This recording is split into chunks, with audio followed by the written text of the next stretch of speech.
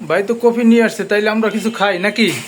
একটু একটু বেচা কিনে হোক, যেহেতু ভাই নিয়ে এসে তো আশা করিয়া ঢুকছে সেলুনের ভিতরে কষ্ট করিয়া।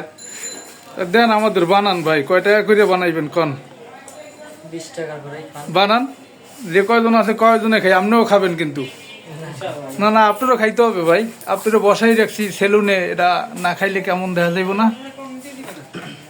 বানান ভালো করিয়া, সবাই মিললে খাই।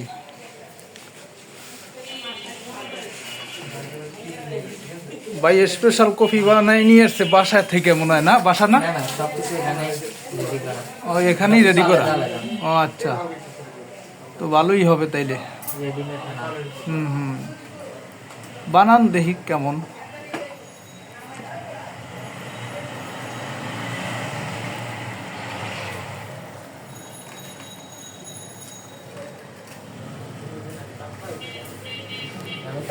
আর এক ভাই ব্যস্ত আছে চুল কাটা নিয়া।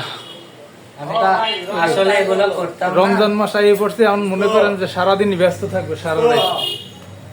আমি তো আসলে এগুলো করতাম না, বাসা থেকে রাগ করে আসার পরে মানে শর্টকাট ইউটিউবে দেখে যেটা আর কি করতে পারি তাই।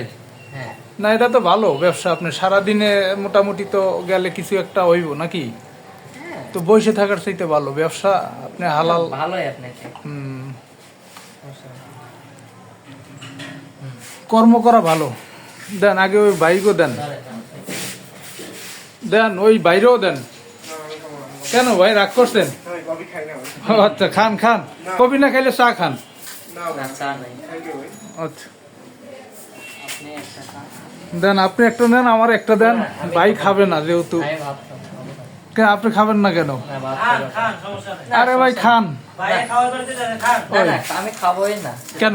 আমি ভাত খাবো এখন। আর আমি খেতে পারি না, তো আমি খাই না। ভাই খাইব না, এটা কোনো কথা হইলো? বানাতে ওই খাওয়ার আসে তাই। স্পেশাল কফি ভাই কিভাবে বানাইতেছ?